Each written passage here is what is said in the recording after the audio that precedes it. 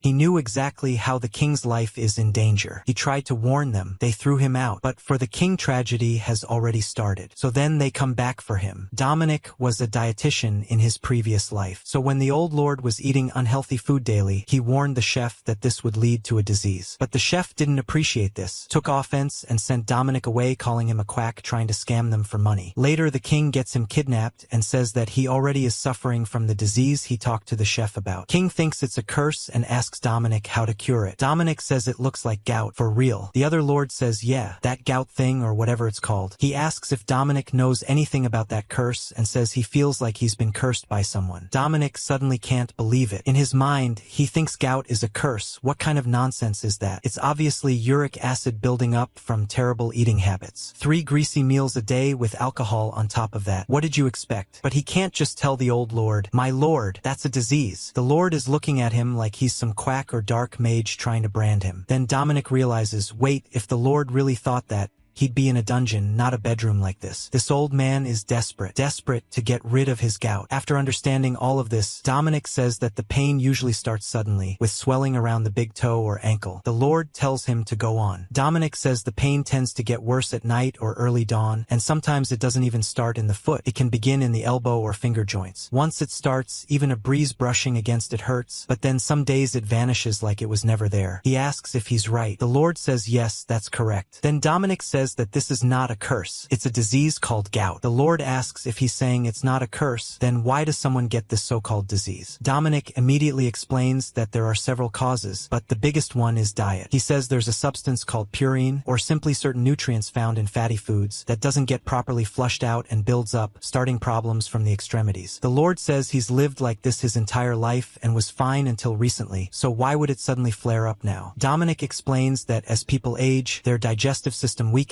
or what has accumulated over the years may only now be causing trouble. He adds that he's not a healer, so he can't say for certain. This is only speculation. After hearing this, the Lord questions how Dominic knows so much about such a rare disease if he's not a healer. Dominic thinks to himself that this is it. He's got to sell this properly. Then Dominic says he once traveled with a master who taught him that if you use ingredients wisely, they become medicine. The master believed that food and medicine share the same root. Dominic explains that the world is made up of 5 energies, and if one eats in harmony with those energies, one aligns with nature and can live long and free of illness. The Lord thinks about it and says that 5 energies, you say, are you referring to the elements that make up mana? He asks what Dominic's master's name is. Dominic says his name is June, he's called Hyo June, and he starts crying as he says it. He says how much he misses him, master. Dominic thinks to himself, thank you, Hyo June. Long live the precious mirror of Eastern medicine. The Lord says Hyo June is an unusual name, and judging by how Dominic weeps, he must have trained under a true master. He even suggests that perhaps his master carried the blood of ancient elves. Dominic thinks that sounded natural. Nice. Then the Lord says that since Dominic is not a healer, he cannot command him to treat his illness. But this will do. Dominic will take responsibility for his meals. He says this with a very serious look, adding that whether Dominic fooled him with that silver tongue or truly inherited ancient elven wisdom, he will find out. Suddenly, Dominic gets a bit scared and wonders what's going on. Later, we see him thinking, what have I gotten myself into? He reminds himself that he did work in a general hospital cafeteria for about a year, so he can handle patient meals at least. But his thoughts keep spiraling. He thinks he's never done personalized VIP nutrition plans. This isn't some basic cafeteria gig. This is consulting level work. If they're paying big, they'll expect top-tier quality. First, fatty cuts and alcohol are obviously banned. He's not sure if the Lord will tolerate vegetables, though. He decides to head to the kitchen and investigate further. As he enters the kitchen, a voice suddenly asks where he's going. Dominic gets startled and says that he was surprised. Then he asks, what, were you standing over here, Sir Knight? The knight says his lordship ordered him to attend Dominic day and night. He introduces himself as Ian Hanover, a knight of the Sinclair house. Dominic thinks that's not attending, that's surveillance. Then Dominic says that to prepare a proper diet, he needs to understand his lordship's lifestyle and health condition. He says he'd like to meet the physician and the cook, and he'll need input from the servants too. Suddenly, Ian says denied. This surprises Dominic. Ian explains that everything Dominic mentioned concerns his lordship's confidential personal affairs. As an outsider,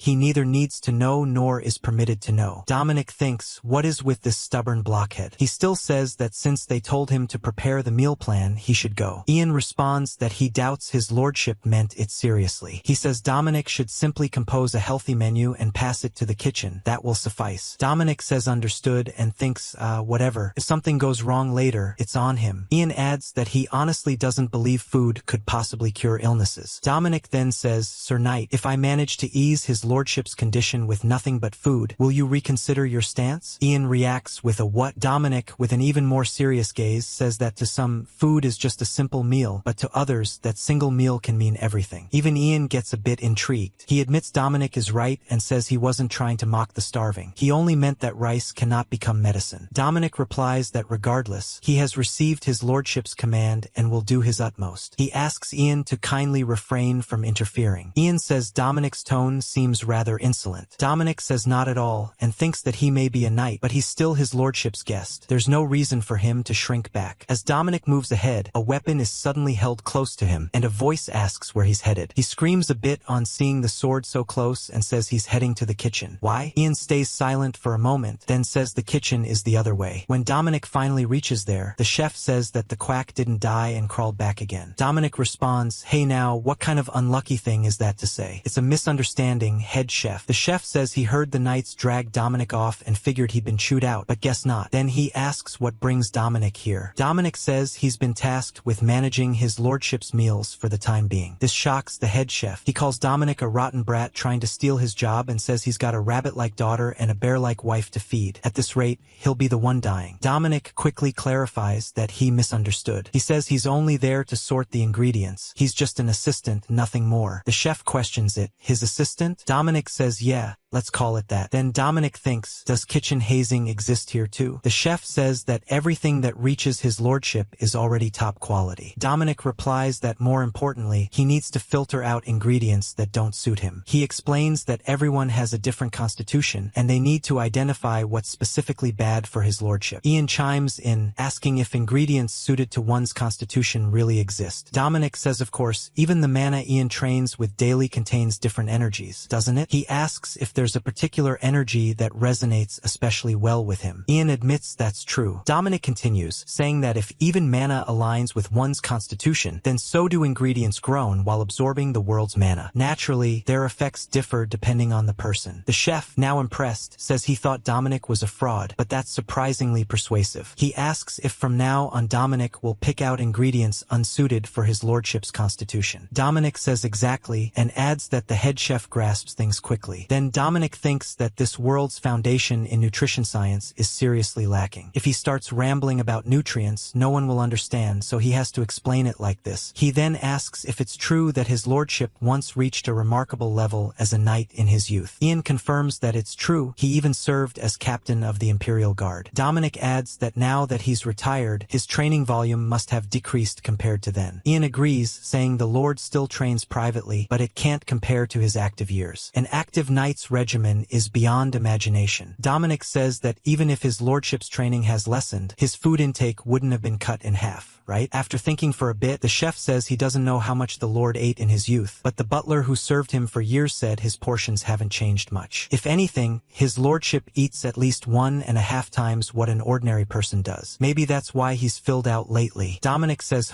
he's definitely a big eater, and every meal is meat, no less. Ian then adds that now that he thinks about it, when the Lord wasn't feeling well recently, he deliberately ate even more meat. Hearing this, Dominic suddenly snaps and asks what, then blurts out if they've lost their minds. The chef fires back, asking what nonsense that is. He says when you're ill, you eat hearty meat and fish, that's common sense. You need strength to fight off sickness, don't you? Dominic thinks that sounds like a fast track to making things worse. Back when the Lord was active, his activity level and digestion could handle it, but after retirement, those lifestyle changes became the root of the problem. This so-called common sense is completely flawed. flawed. Ian asks what's wrong with him, and even the chef admits he has no idea. Dominic realizes this is exactly what led to the disaster. So he declares that starting today, his lordship's table will be cleared of all red meat, oily fish, shellfish, and alcohol. The chef is shocked and asks what they're supposed to serve him then. He says the Lord will explode in fury and asks if Dominic is planning to hold a funeral. Dominic says he'll take responsibility. He adds that chicken, white fish, and eggs are allowed, but their portions will be halved. The chef grabs his head and groans in disbelief. Dominic takes his hand and tells the head chef he has to trust him. Then Dominic thinks that otherwise, he's the one who's going to end up dead. And later that evening, the Lord thinks this is the dinner he's been waiting for every single day, and it's not meat and whiskey. Suddenly, another person blurts out, "What kind of lightning strike is this?" The Lord thinks tonight's table feels strangely unfamiliar. However, the lady looks quite happy. She says the colors are beautiful, Father. Another person adds that all the dishes are so vibrant, such a feast for the eyes. The Lord says, "Is that so?" Then he'll judge after he tastes it. He takes a sip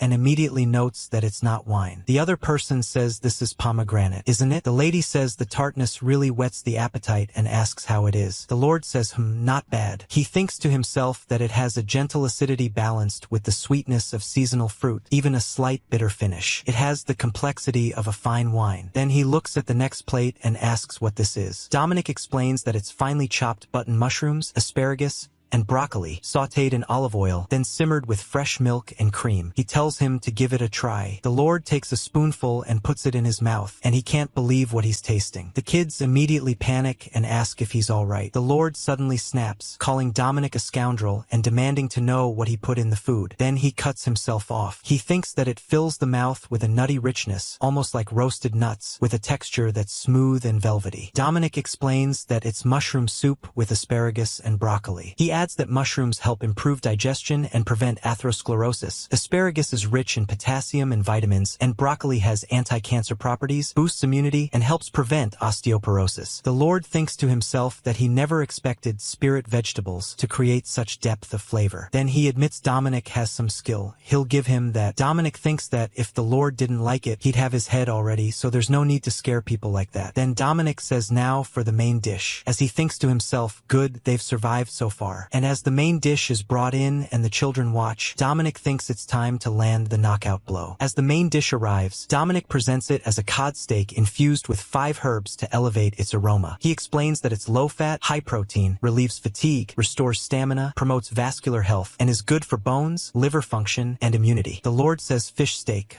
He thinks the outside is seared, it looks crisp, but as he takes a bite, he's shocked. He thinks the inside is incredibly moist and tender. How is this texture even possible? The kids get scared again and call out to him. The Lord says that's enough. He won't be fooled anymore. But then he changes tone and says, "Oh ho, is that so? Let's eat." As he continues, he thinks it's been a while since he's had such a comfortable meal. After finishing, he says it was quite a satisfying dinner. Dominic lets out a sigh of relief and thinks he survived. He realizes stepping back from a fully vegetarian spread was the right call. But the Lord adds that they still don't know if it has any effect on his illness and calls out to Ian. Ian responds, "Yes, my lord." The Lord then says that if their guest wanders the vast castle at night, it would be troublesome. He orders Ian to make sure Dominic does not step even a single foot outside. Ian agrees and calls the guards. Dominic isn't happy about this and thinks, damn it, he ends up getting locked up again. Later that night, the Lord thinks that night has fallen again and wonders how long he'll have to endure the foot pain that visits him every night. The strong whiskey he once drank to escape the fear is gone now. Backtracking on his words would cost him his pride, so maybe he should just force himself to sleep. As he lies down, he notices something strange. He wonders if his bed has always been this comfortable. The bed that was once drenched in pain feels different tonight, cozy and soft. He also realizes that dinner was quite satisfying. He ate his fill and didn't feel bloated. He thinks about how, in the days when it was nothing but meat and alcohol, compared to today's meal rich in vegetables and fruit, this was truly pleasant. He reflects that even beasts must live within nature, so meat and vegetables must exist in harmony. Finally, he admits to himself that while his stubbornness had only grown, he definitely feels quite well. The next day arrives. As a butterfly lands on his finger, Dominic says that it's free, how wonderful it would be if he could fly freely like it. The butterfly flies away, and Dominic immediately says that he wants to go over there. He wants to follow the butterfly and fly alongside it. Ian tells him to come on, hurry. Dominic keeps saying come on, hurry.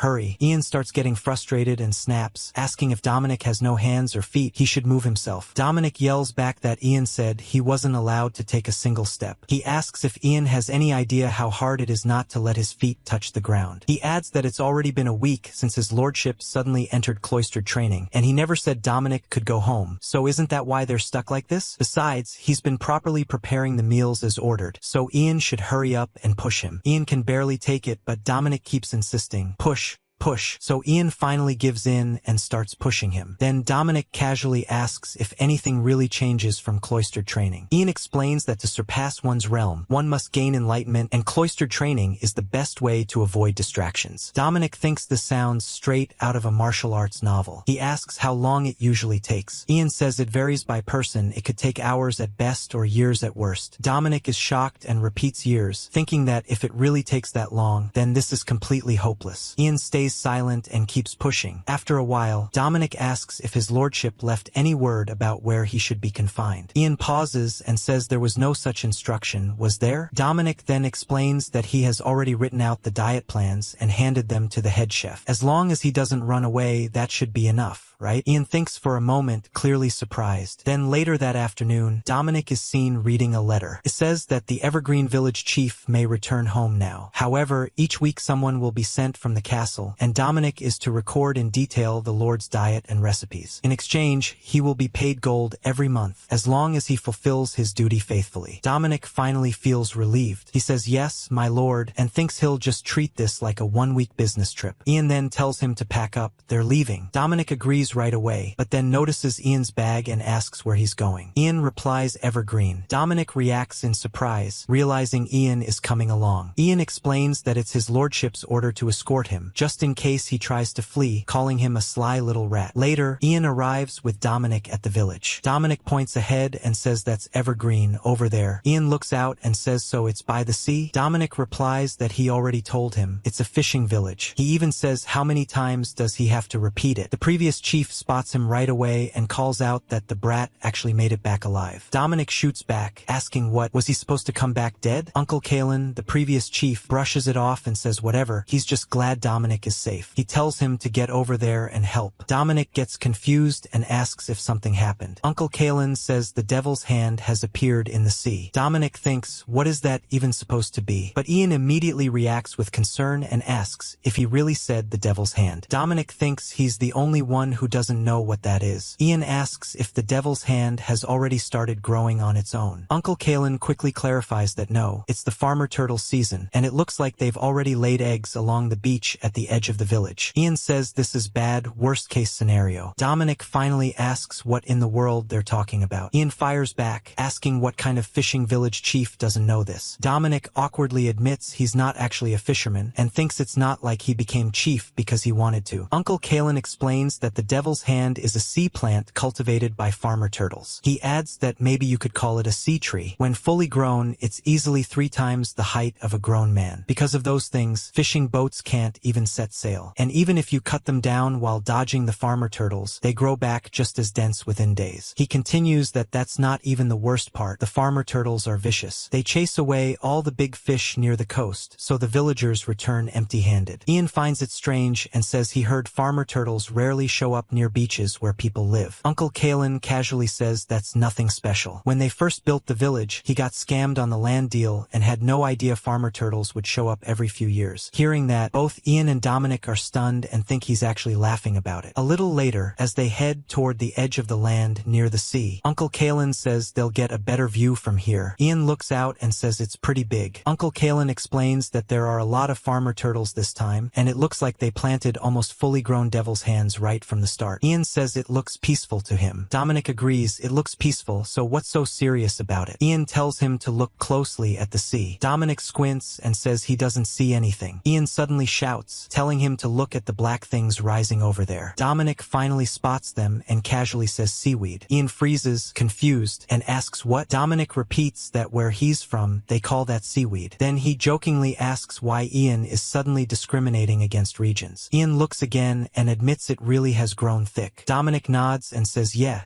it's really dense. He adds that if you made soup with that, you'd finish a bowl in no time. He's clearly tempted and says he wants to try eating some. Ian is shocked and asks if he just said eat the devil's hand. Dominic casually asks why not. Ian answers because it's the devil's hand. Uncle Kalen suddenly pauses and wonders out loud why they never thought of eating it before. He actually seems interested. Ian can't believe it and thinks they're seriously considering eating it. As they walk off, Dominic encourages Uncle Kalen to try some, saying it's really good. Uncle Kalen agrees, saying it's been a while since he's had Dominic's cooking. Ian, meanwhile, is horrified and silently questions if these people are even sane. A little later, they arrive at the kitchen. Dominic looks around and says it's been a long time since he's been here. Ian comments that for a small village kitchen, it's actually pretty well kept. Dominic proudly says of course it is. Who does Ian think uses it? Ian mutters that Dominic can't even speak properly. Dominic then wonders what they should do about the ingredients. Uncle Kalen says it probably went bad from poor storage. But Dominic suddenly brightens up and says it dried nicely. This is perfect. Uncle Kalen looks at it in disbelief and says it's bone dry and crumbling apart. And Dominic is calling that good? Dominic insists that yes, it's even better this way. He explains that seaweed, he corrects himself from saying devil's hand, actually tastes richer when it's dried. Uncle Kalen says that's interesting. Dominic gets ready and says it's time to show off his skills after so long. He starts cooking, saying first mince the garlic, then heat the pot over high heat. He drizzles in freshly pressed perilla oil, adds dried mussels and rehydrated seaweed, and stir-fries everything together with the minced garlic. Ian watches and wonders what this is. He's never smelled anything like it before, but it smells incredible. Still, when Dominic looks his way, Ian quickly turns his head like he's not interested. Dominic thinks he went through hell recreating all the Korean seasonings and condiments in this world, and now he finally gets to use them properly. It was worth it. He notices there isn't much rice left and decides to be generous anyway. Ian thinks Dominic is acting all proud, while Dominic notices Ian keeps sneaking glances despite pretending not to care. He thinks how is he supposed to ignore that this is his chance to one-up the night. Ian suddenly asks what in the world Dominic is doing as he sees him pour something into the pot. Dominic asks what does it look like. Ian questions why he's pouring wastewater from washing food into the pot. Dominic immediately corrects him, saying it's not wastewater.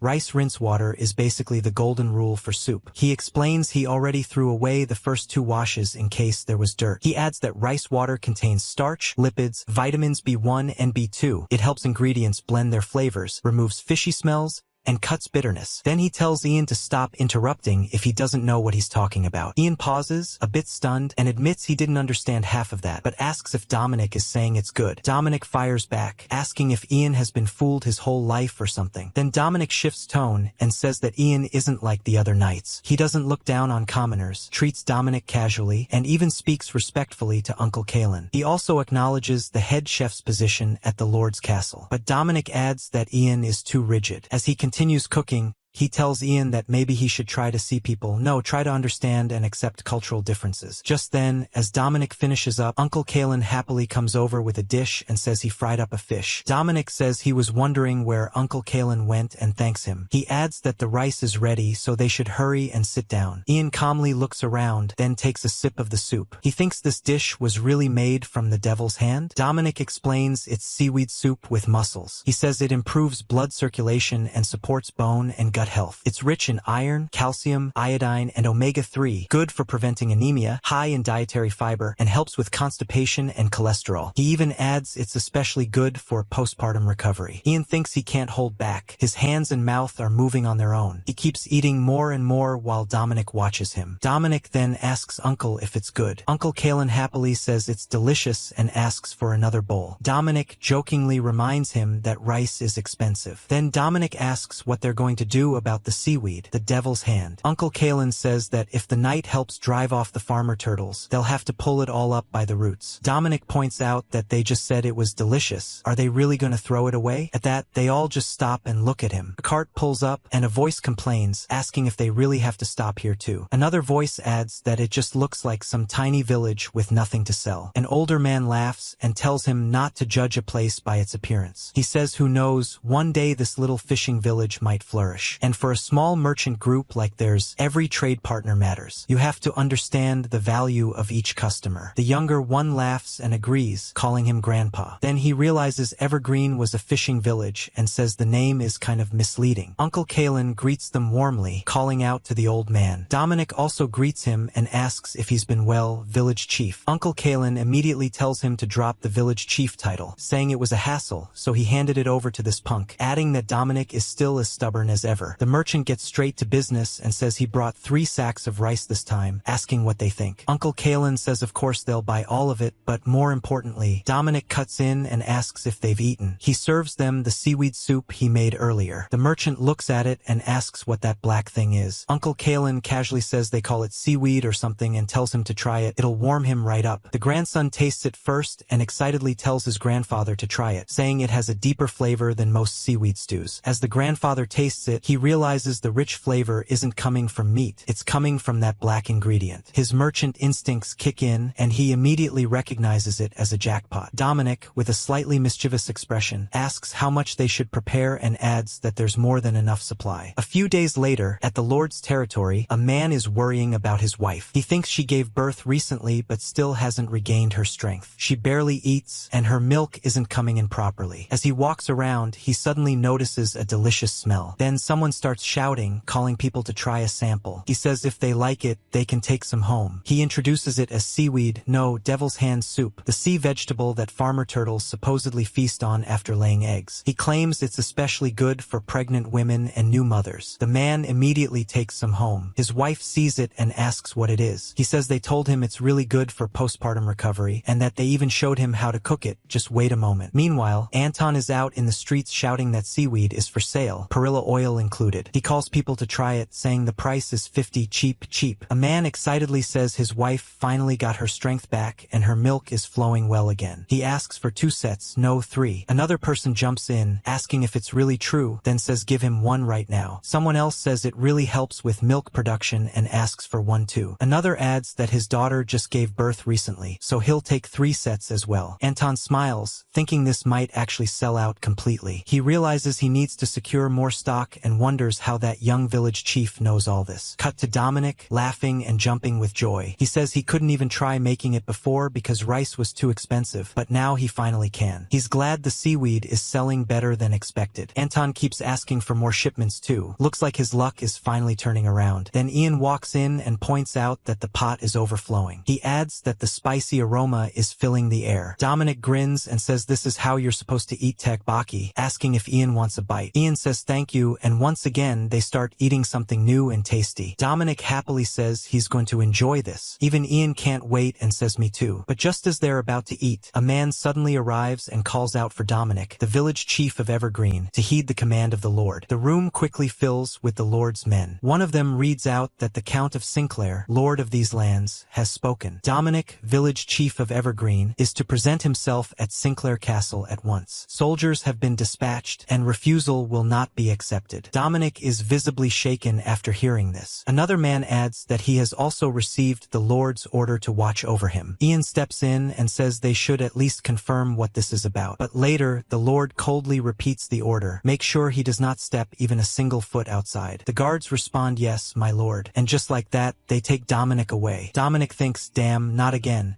And sure enough, he ends up locked up once more. Later, he looks at the empty dishes and thinks that's rich, coming from someone who already finished all of this. Just how desperate was he to eat that much? After that, they're brought before the Lord again. Standing there is Patrick Sinclair, the current Lord. Dominic and Ian both bow. Patrick tells them to raise their heads. As Dominic lifts his head, he can't help thinking, damn it, at least let me finish my tteokbokki. Patrick then says he's heard that Dominic has been supplying this devil's hand. He asks if it's true that the farmer turtles go crazy for it. Then he presses further, asking if that's really the case. Dominic freezes, clearly nervous. In his mind, he panics. He's never actually seen a farmer turtle eat it. And if the question is coming up now, did they catch him for false advertising? Dominic thinks that it's true seaweed is good for women who've just given birth, so there's no way he'd get fined for exaggeration or false advertising. He shrugs it off in his mind. What era is this anyway? Act shameless first, apologize later if needed. So he confidently says, yes, my lord. In his homeland, they cook the devil's hand and feed it to new mothers as tradition. Patrick Sinclair pauses and says,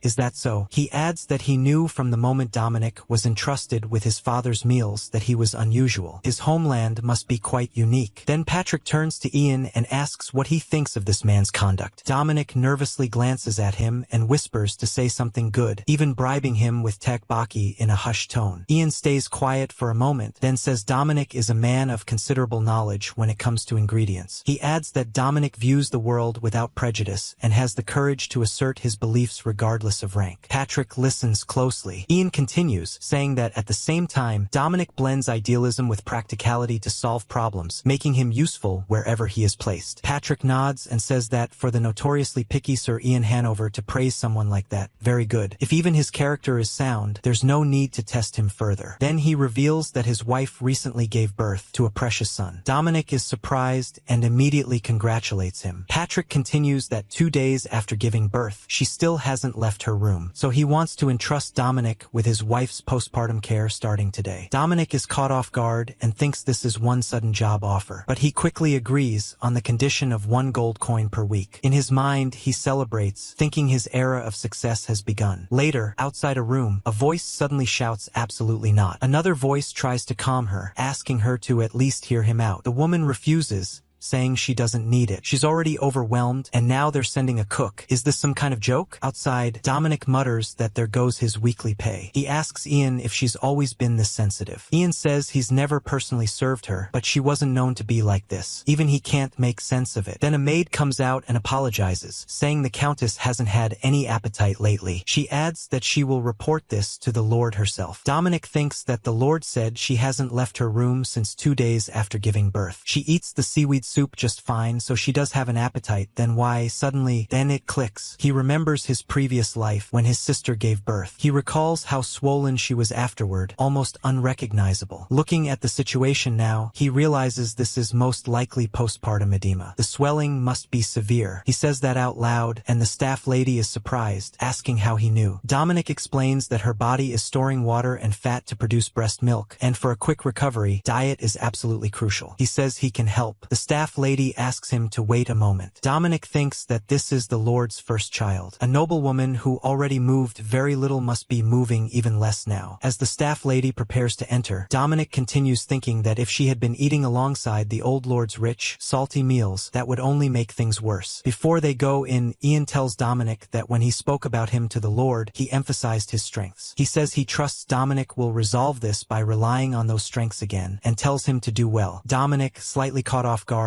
jokes that did they suddenly become friends or something? Is it because of the tteokbokki? Ian brushes it off and tells him never mind. The door opens. The staff lady invites them in. Inside, the Countess says that since he was entrusted with her father-in-law's meals, she will trust him. But as soon as Dominic sees her, he realizes the situation is serious. Her self-esteem must have taken a hit. He even suspects postpartum depression might be involved too. If that's the case, this is dangerous. The Countess says she has already restricted her food intake, yet the weight won't come off. She asks if she should reduce it even more. Dominic immediately says no, you must eat. She reacts sharply, asking if he's mocking her. She says she needs to lose weight and he's telling her to eat more. Dominic says that's right. She needs to eat. Just as one takes medicine prescribed by a healer when ill, what he gives her will serve as medicine too. He tells her that if she follows his instructions, she will soon return to her original form. The Countess asks him to promise. He says he promises, as long as she follows the diet exactly as prescribed. She agrees, saying she has no other choice but to trust him. She gives him 3 weeks, until the birth ceremony where she must appear before the people. Dominic takes her hand and says of course, leave it to him. Later, as he begins preparations, Dominic thinks that if he manages her diet properly, the swelling should subside quickly. The challenge is that they can't sacrifice nutrition. Ian asks if her condition is worse than the old lord's. Dominic says no, the old lord's case was more severe. Gout is a clear-cut disease after all, so it was actually easier to plan his meals. When the problem is clear, the solution is clear. But with her, he explains, swelling is only part of the issue. The real goal is full body restoration. At the same time, she needs to regain stamina to nurse the baby. That makes it tricky. Ian suggests handling it one step at a time. Dominic pauses. Ian explains that when he trains, he always focuses on the next step. Solve what's in front of you one by one, and eventually you reach the goal. He wonders if this situation isn't the same. Dominic realizes he was overcomplicating things. The ultimate goal is recovery, so for now, he'll focus on reducing the swelling first. He decides on the direction of the diet and admits to himself that Ian can be surprisingly helpful sometimes. Later, morning arrives. Dominic presents the meal and greets her, saying that this may feel unfamiliar. It's a Korean-style breakfast. He lays out black bean brown rice, perilla seed seaweed soup, whale salad, braised lotus root, peanuts, semi-dried grilled fish, and seasoned radish. A staff member adds that he insisted she drink something after every meal, water boiled with pumpkin. 1 cup after each of the 3 meals, and 1 before bed. They explain it's a pumpkin decoction that helps reduce swelling, flush toxins, and support vascular health. Lady Monica says she doesn't understand half of it, but she'll know once she tastes it. She takes a bite and then asks Emily if something's wrong with her. After not eating properly for days, it tastes a bit bland. Emily explains that it was deliberately made lightly seasoned to help reduce swelling faster. Monica pauses, then accepts it. She finishes the entire meal and sighs, saying it's been days since she's eaten this well. She feels sleepy and asks if she should take a short nap. Emily relays Dominic's instruction that she should take a light walk for about 30 minutes after eating. Monica reminds herself that she agreed to follow his instructions, so she forces herself to walk. After a while, she laughs a little and admits her stamina has really dropped. After that, Emily tells her the bath is ready and asks her to wash up. Monica asks what now. Emily explains that Dominic said she shouldn't bathe for too long, no more than 10 minutes. At that point, Monica starts getting irritated. She thinks Dominic is taking away her only comfort. Later, after the bath, Emily says next is massage therapy, and even if it hurts, she must endure it. Monica can't believe it. In her mind, she warns Dominic that she's following his instructions, so if she doesn't recover, she won't let him off easily. Even so, she keeps going through everything step by step, all while thinking about him. Meanwhile, elsewhere, Dominic is casually enjoying some good food. He suddenly notices someone and asks if he interrupted something. Then Patrick Sinclair laughs and says the smell was too tempting, asking if he can have a bite too. Patrick says that at their first meeting, he saw her for the first time at a banquet after his father returned from the capital. He continues, saying they fell for each other at first sight, and before long, they promised to spend their lives together and got married. He says he still can't forget that first meeting. Then he explains that after his father's retirement, he inherited the Lord's castle. On top of that, thanks to the goddess's blessing, his wife became pregnant, so he was busy day and night. He says he was overwhelmed managing the territory, but he never neglected his wife. He believed, no, he was certain, their love would never change. But then his tone shifts. He asks why his wife only gets angry at him now. What did he do so wrong? He says her mood swings are too extreme. He can't keep up with her at all, and everything revolves around her. He wonders if marriage is supposed to be like this, then adds that they probably wouldn't understand. Dominic thinks that the Countess is probably more sensitive because of the blessing ritual, but Patrick keeps going. Dominic recalls that even when he met her before, her mood swings were quite intense. Still, there's one thing he wants to say, so he tells Patrick that even so, he still loves her, doesn't he? Ian, listening from the side, wonders if that was supposed to be comforting. Time passes, and the day of the birth blessing ritual arrives. Dominic looks around and is surprised at how many people are there. Ian explains that it's the Lord's son, so of course many nobles have gathered. As they observe the crowd, people nearby start whispering. One person wonders how much she's changed. Another says it's only been 4 weeks since she gave birth. How different could she possibly look? A woman mockingly says she's looking forward to it. She used to be a nobody noble without even a territory, but after becoming a countess, she acted all high and mighty, so she wonders how miserable she must be now. Hearing this, Dominic mutters that this feels less like a blessing ceremony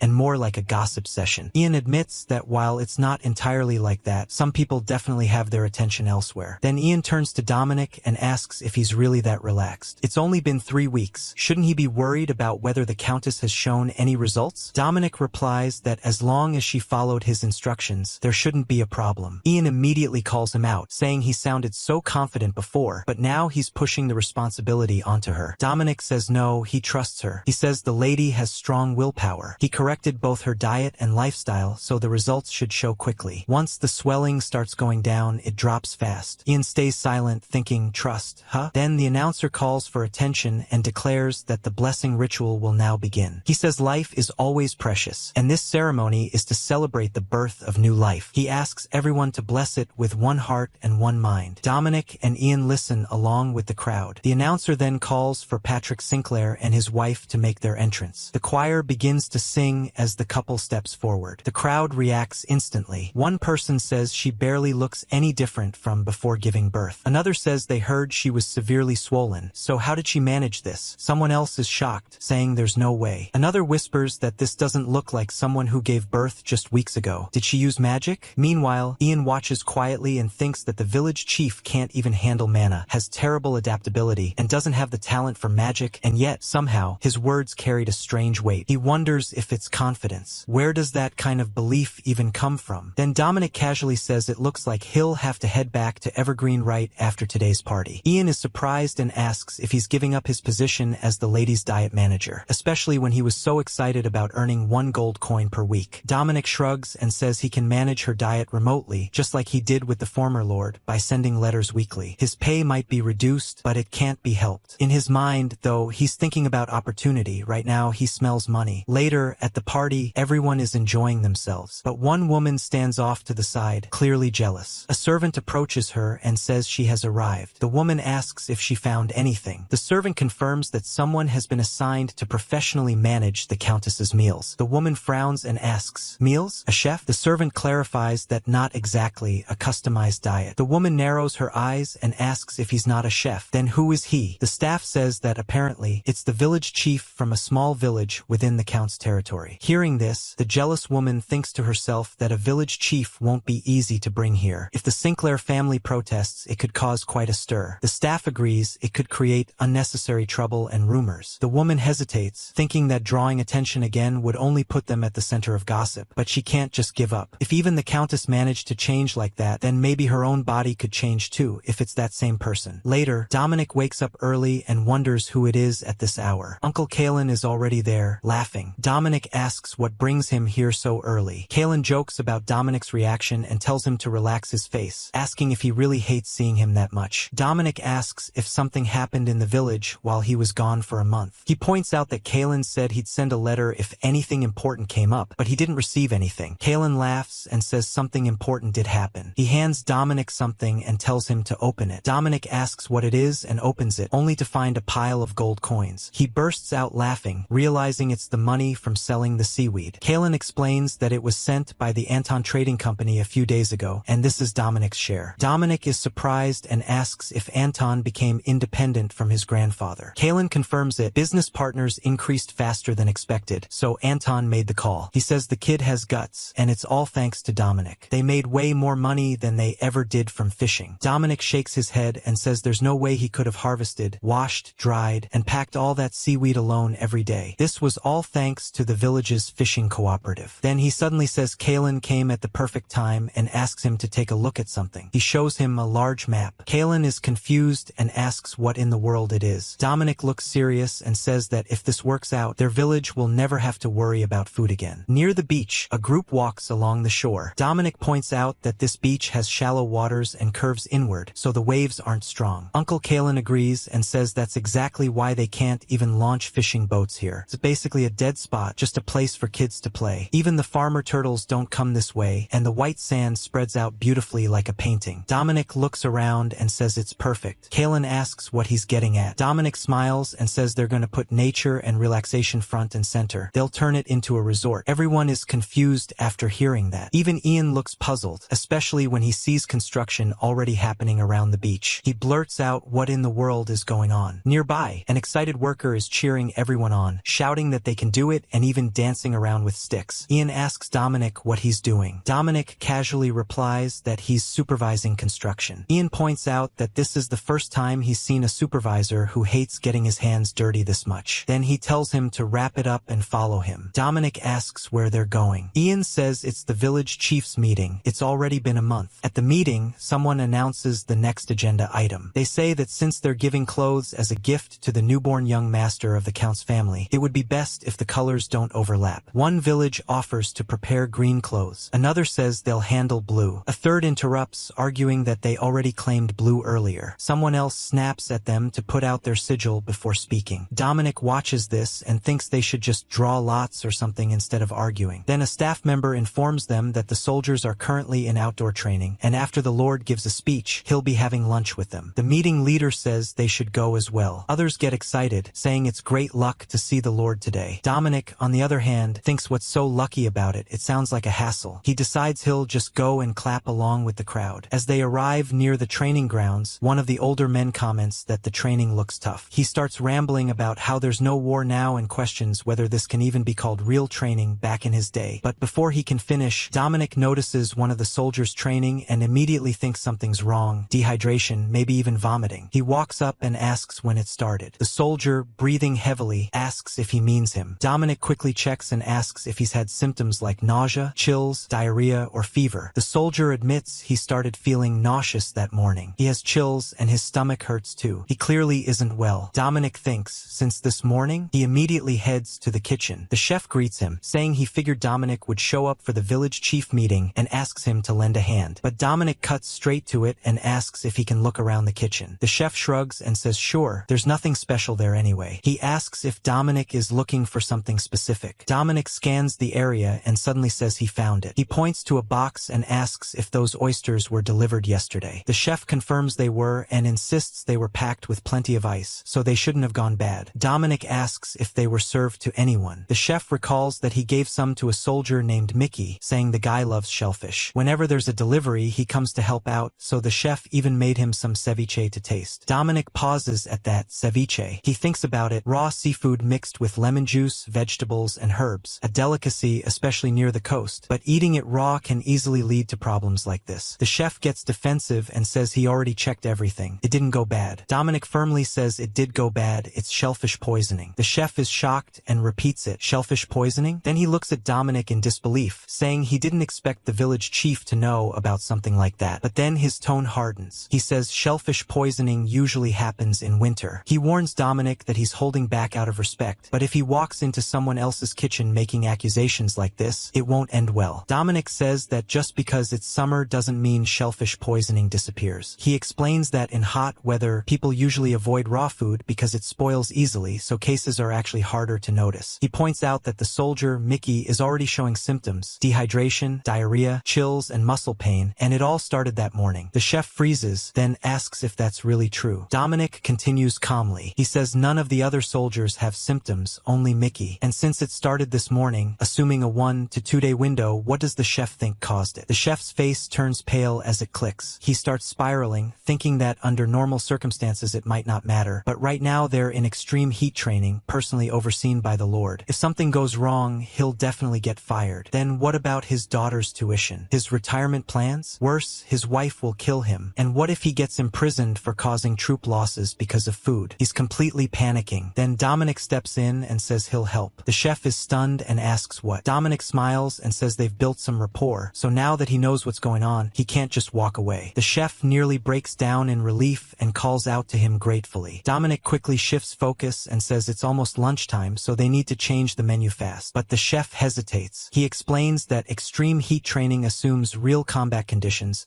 so meals are handled the same way. Since food could be poisoned, all ingredients must be reported to the commanding officer in advance, and the situation has already been reported to the Lord. The oysters contaminated with shellfish poisoning have to be discarded. Dominic pushes back and asks why throw them away when they can just cook them. The chef is shocked. Cook the contaminated ones? Dominic explains that when you have a cold, you eat something hot and sweat it out, right? Similar here, if you boil or cook them thoroughly, the problem is gone. The chef says that actually makes sense, just as expected of the village chief. He praises Dominic, saying he really knows everything about ingredients. Dominic, however, thinks to himself that shellfish poisoning is basically caused by a foodborne virus, like norovirus. If it's exposed to temperatures above 85 degrees Celsius for over a minute and a half, it gets eliminated almost instantly. But he holds back, knowing that if he says all that, they'll probably just call him a fraud again. The chef then asks what they should do with the oysters, what kind of dish can they even make with them. Dominic says, let's do this. Later, the soldiers are training intensely under the blazing conditions, while the Lord watches over them. In the middle of it all, a rich aroma suddenly drifts through the air. The Lord pauses and asks what that smell is. As the cooking begins, the chef watches closely. Dominic moves quickly, explaining each step. He says they'll coat the oysters in beaten egg and pan-fry them with plenty of oil. Then he adds that they should squeeze lemon juice and mix it with a bit of sugar. It needs some tanginess to stimulate the appetite. Another staff member comes in and says he was planning to shred chicken and make a salad, asking if they can use it for soup too. Dominic immediately agrees and suggests making dakgajang, something spicy. He smiles and adds that since it'll be hard to prepare enough rice for all the soldiers, they should serve it with wheat noodles instead. Ian watches from the side, already curious about what kind of dish this will turn into. Out on the training grounds, the soldiers are still pushing themselves hard, but soon they start catching the smell drifting from the kitchen. Their focus begins to break. The Lord also notices and asks what on earth they're having today for it to smell this good. Ian replies that it seems the kitchen really put in the effort. The Lord nods, satisfied, and orders the training to stop so they can begin the meal. He reminds everyone that the soldiers eat first. The soldiers instantly light up, cheering and rushing forward, chanting about food. The Lord watches them and thinks that loyalty doesn't come easily. Unlike his father, who was a master knight, he considers himself ordinary. So if he gets the chance, he should keep creating opportunities like this to connect with his soldiers. As the food is served, the chef nervously apologizes, saying they couldn't prepare much. The Lord waves it off, saying it's fine. They're in a training situation after all. He then asks what the dishes are. The chef explains that the yellow dish is made by mixing chopped oysters with vegetables, coating them in egg batter, and frying them in oil oyster john. He adds that it boosts immunity and helps restore stamina. Then he introduces the red soup made with chicken and chili peppers. He warns that it's quite spicy and tells them to be careful. He adds that it's nourishing, helps with energy recovery, and even contains noodles that can be scooped up and eaten. The Lord nods and says this is great. The soldiers dig in. One says it's spicy but somehow addictive. Another challenges him, asking what he means by spicy. A third jokes that if you can't handle this, you're not even a man. Someone else points out the sweat running down his forehead as he says that. The Lord, curious, wonders if it's really that spicy. He takes a bite and immediately realizes,